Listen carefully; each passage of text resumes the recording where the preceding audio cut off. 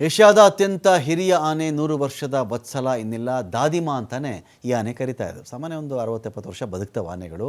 ಆದರೆ ಈ ಆನೆ ಇತ್ತಲ್ಲ 100 ವರ್ಷ ಬದುಕಿತ್ತು ನೋಡ್ರಿ ಇದು. ಇನ್ನೊಂದು ಸ್ಪೆಷಾಲಿಟಿ ಏನು ಗೊತ್ತಾ, ಎಷ್ಟೊಂದು ಮರಿಗಳು ತಾಯಿನ ಕಳ್ಕೊಂಡ್ಬಿಟ್ಟಿರ್ತವೆ, ದಾರಿ ತಪ್ಪಿಟ್ಟಿರ್ತವೆ. ಅಂಥ ಮರಿಗಳು ತಂದು ಬಿಟ್ಟರೆ ಈ ಆನೆ ಹತ್ರ ಚೆನ್ನಾಗಿ ಸಾಕ್ತಾ ಇತ್ತಂತೆ ಇದು. ಈ ಹೆಣ್ಣಾನೆಗೆ ಕಣ್ಣೀರ ವಿದಾಯ. 100 ವರ್ಷದಿಂದ ಈ ಭೂಮಿಯಲ್ಲಿ ಉಳಿದಿದ್ದಂಥ ಆನೆ ತೀರಿಕೊಂಡಿದೆ. ಹುಲಿಗಳ ಕೋಟೆಯಲ್ಲಿ ತನ್ನದೇ ಸಾಮ್ರಾಜ್ಯ ಕಟ್ಟಿಕೊಂಡಿದ್ದು ವತ್ಸಲ. ಭೂಪಾಲ್ನ ಪನ್ನಾ ಟೈಗರ್ ರಿಸರ್ವ್ ಫಾರೆಸ್ಟ್ನಲ್ಲಿ ಈ ವತ್ಸಲ ಆನೆ ಇತ್ತು. ಮಧ್ಯಪ್ರದೇಶದ ಭೂಪಾಲ್ನ ಪನ್ನಾ ಟೈಗರ್ ರಿಸರ್ವ್ ಫಾರೆಸ್ಟ್ನಲ್ಲಿ ಹಲವು ಟೈಗರ್ ಕಾರ್ಯಾಚರಣೆಗಳಲ್ಲಿ ಈ ಆನೆ ಮುಂದಾಳತ್ವ ವಹಿಸಿತ್ತು. 1971 ಅಲ್ಲಿ ಕೇರಳದ ನಿಲಂಬೂರ್ನಿಂದ ಕರ್ಕೊಂಡು ಬಂದಿದ್ದರು ಈ ವತ್ಸಲನ. 100 ವರ್ಷದ ಹಿರಿಯ ಆನೆ ವತ್ಸಲ ಹಿರಿಯಜ್ಜಿ ಅಂತಲೇ ಖ್ಯಾತಿ ಪಡ್ಕೊಂಡಿತ್ತು. ನಿವೃತ್ತಿ ಬಳಿಕ ನೂರಾರು ಆನೆ ಮರಿಗಳ ಕಾಳಜಿಯನ್ನು ವತ್ಸಲ ಮಾಡ್ತಾಯಿತ್ತು. ಪನ್ನಾ ಹುಲಿ ಅಭಯಾರಣ್ಯದಲ್ಲಿ ವತ್ಸಲ ಶಾಂತಿಯುತವಾಗಿ ತನ್ನ ಭೂಲೋಕದ ಜೀವನಕ್ಕೆ ಅಂತ್ಯ ಹಾಡಿದೆ. ಅಭಯಾರಣ್ಯದಲ್ಲಿ ಅರಣ್ಯ ಸಿಬ್ಬಂದಿ, ವನ್ಯಜೀವಿ ಪ್ರಿಯರು ಕಣ್ಣೀರು ಹಾಕಿದ್ದಾರೆ.